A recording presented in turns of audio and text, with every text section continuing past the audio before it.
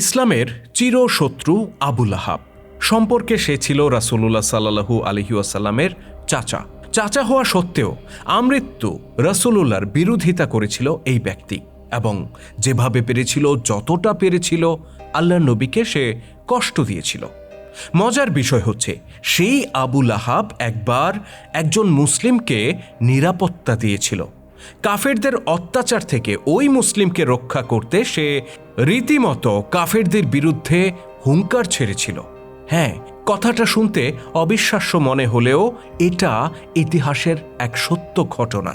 প্রশ্ন হচ্ছে আবু লাহাব কেন এটা করতে গেল, কি ছিল তার নেপথ্য ঘটনা, তুলে ধরব আজকের পর্বে।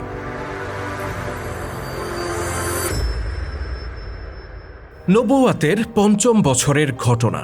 এটা এমন সময়ের কথা যখন মক্কায় সাহাবীদের উপর চলছিল কাফের মুশরিকদের অমানবিক অত্যাচার। দিনে দিনে এই অত্যাচারের পাল্লা এতটাই ভারী হয়ে ওঠে যা সাহাবীদের পক্ষে বহন করা অসম্ভব হয়ে পড়ে। এই অবস্থায় একদিন আল্লাহর নবী কয়েকজন সাহাবীকে ডেকে বললেন, যদি তোমাদের পক্ষে সম্ভব হয় তোমরা মক্কা ছেড়ে চলে যাও। সাহাবীরা বললেন, ইয়া রাসূলুল্লাহ, কোথায় যাব আমরা? কে আমাদেরকে আশ্রয় দেবে? আল্লাহ নবী বললেন, আবিসিনিয়ায় একজন বাদশাহ আছেন যার রাজত্বে কারো উপর জুলুম হয় না, তোমরা সেখানে চলে যাও। অতঃপর সিদ্ধান্ত হয় সাহাবীরা আবিসিনিয়ায় হিজরত করবেন।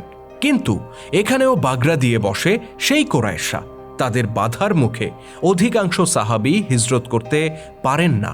মাত্র ১০ জন পুরুষ সাহাবী এবং ৫ জন নারী কোরাইশদের চোখ ফাঁকি দিয়ে হিজরত করতে সক্ষম হন। আবিসিনিয়ায় পৌঁছে হিজরতকারী এই দলটি রাসূলুল্লাহর বক্তব্যের সত্যতা পায়। তারা সেখানে নিরাপদে বসবাস করতে থাকেন এবং স্বাধীনভাবে ইসলামী বিধিবিধান পালন করতে থাকেন। এদিকে মক্কায় ঘটে যায় আরেক বিস্ময়কর ঘটনা। রাসূলুল্লাহ সাল্লাল্লাহু আলাইহি ওয়াসাল্লাম একদিন কাবার নিকটে দাঁড়িয়ে সূরা নাজম তিলাওয়াত করছিলেন। এই সূরার শক্তিশালী ভাষাশৈলী পূর্ববর্তী জাতিসমূহের ধ্বংসের বিবরণ, আখেরাতের সতর্কবাণী ইত্যাদি উপস্থিত লোকদেরকে গভীরভাবে প্রভাবিত করে। সূরার আয়াতগুলো তাদের হৃদয়কে নাড়িয়ে দেয় এবং শরীরকে শিহরিত করে তোলে। সূরা পাঠ শেষে রাসূলুল্লাহ সাল্লাল্লাহু আলাইহি ওয়াসাল্লাম যখন সেজদায় অবনত হলেন, তখন সেখানে উপস্থিত বহু মুশরিকও সেজদায় পড়ে যায়। অবশ্য এই প্রভাব তাদের উপর স্থায়ী হয় না। এই ঘটনার পরপরই তারা আবার শিরক ও কুফরিতে ফিরে যায়। এদিকে এই ঘটনা নিয়ে বিভিন্ন জায়গায় ছড়িয়ে পড়ে নানা রকমের গুজব। আরবের লোকেরা বলে বেড়ায় মক্কার অধিকাংশ কোরাইশ মুসলিম হয়ে গেছে। এমনকি তাদের এই গুজব সুদূর আবিসিনিয়াতেও ছড়িয়ে পড়ে। এই অবস্থায় হিজরতকারী সাহাবীরা শুনলেন মক্কার অধিকাংশ মানুষ নাকি মুসলিম হয়ে গেছে। এটা তাদের কাছে ছিল এক অসম্ভব খুশির সংবাদ। যদিও খবরটা সত্য নাকি মিথ্যা তা যাচাই করার সুযোগ তাদের ছিল না, তথাপি মক্কায় ফিরে যাওয়ার জন্য তাদের প্রাণ আনচান করে ওঠে। বেশ কয়েকজন সাহাবী তৎক্ষণাৎ সবকিছু গুছগাছ করে মক্কার উদ্দেশ্যে রওনা হয়ে যান। অতঃপর সাহাবীরা যখন মক্কা থেকে মাত্র একদিনের দূরত্বে, ঠিক তখন আসল সত্যটা তারা জানতে পারেন। সেটা হচ্ছে মক্কাবাসী ইসলাম গ্রহণ করবে দূরে থাক, উল্টো আগের চেয়েও তারা এখন বেশি মুসলিমদেরকে নির্যাতন করছে। কথাটা শুনে হিজরত ফেরত সাহাবীদের মাথায় যেন আকাশ ভেঙে পড়ল।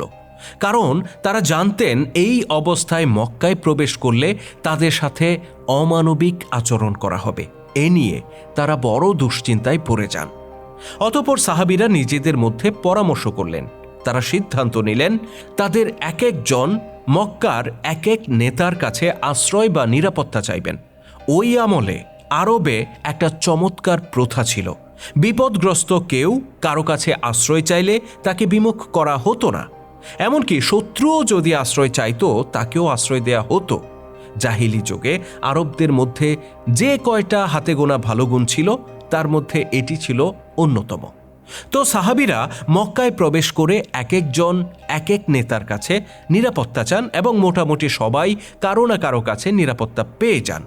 কিন্তু বিপদে পড়ে যান একজন। তার নাম ছিল আবু সালামা ইবনে আব্দুল আসাদ রাদিয়াল্লাহু তাআলা আনহু, যিনি সম্পর্কে ছিলেন রাসূলুল্লাহ সাল্লাল্লাহু আলাইহি ওয়াসাল্লামের ফুফাতো ভাই। তার জন্ম বনু মাখজুম গোত্রে।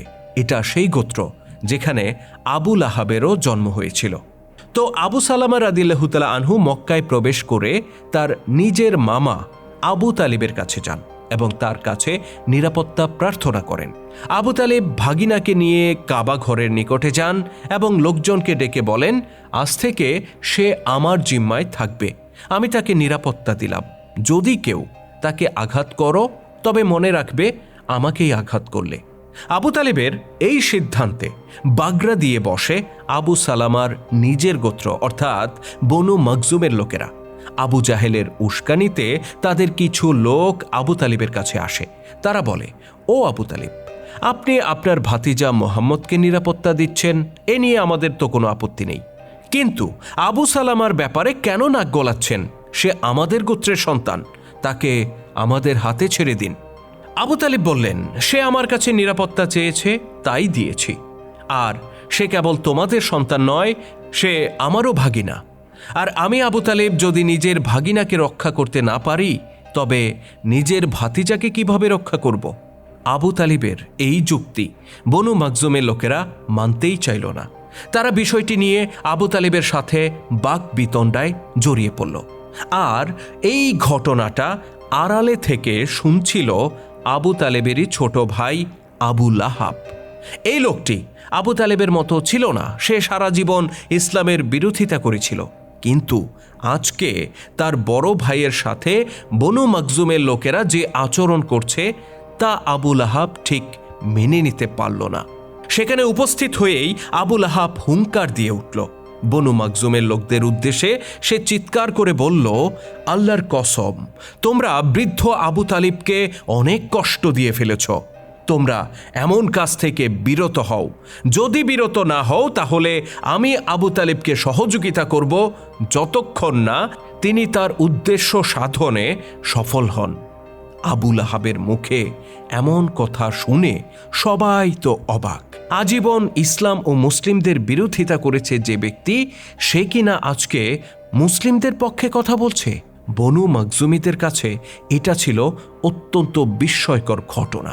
তবে তারা আবু লাহাবের সাথে তর্ক করে সম্পর্ক নষ্ট করতে চাচ্ছিল না, কারণ নবী পরিবারের এই একজন মানুষই ছিল যে কিনা সব সময় মুসলিমদের বিরুদ্ধে কথা বলতো। তাই তারা আবু লাহাবের সাথে তর্কে না জড়িয়ে তাকে বলে, আচ্ছা আচ্ছা ঠিক আছে, যে কাজ আপনার পছন্দ নয় সেই কাজ নিশ্চয়ই আমরা করব না। অতঃপর তারা চলে যায়। এদিকে আবু লাহাবের আচরণ দেখে আবু তালিবও বিস্মিত। তার মনে এই আশা জাগে যে সে হয়তো রাসূলুল্লাহ সাল্লাল্লাহু আলাইহি ওয়াসাল্লামের ব্যাপারেও এখন থেকে নমনীয় আচরণ করবে। অতঃপর রাসূলুল্লাহকে সহযোগিতা করতে উৎসাহী করার জন্য তিনি আবু লাহাবকে কিছু কবিতা শোনান, কিন্তু এক্ষেত্রে আবু লাহাব রাজি হয় না। রাসূলুল্লাহ সাল্লাল্লাহু আলাইহি ওয়াসাল্লামের ব্যাপারে সে আগের যে অবস্থানে ছিল সেই অবস্থানেই থেকে যায়। ইসলামের গৌরবময় ইতিহাস নিয়ে নির্মিত ভিডিও চিত্র আমরা ধারাবাহিকভাবে তুলে ধরছি আমাদের চ্যানেলে। আপনি যদি নতুন হয়ে থাকেন তাহলে চ্যানেলটিতে সাবস্ক্রাইব করার অনুরোধ রইল। আর আজকের ভিডিওটি কেমন ছিল কমেন্ট করে জানাতে ভুলবেন না। যদি ভালো লেগে থাকে তাহলে অবশ্যই লাইক ও শেয়ার করে ছড়িয়ে দেওয়ার অনুরোধ রইল। আল্লাহ হাফেজ।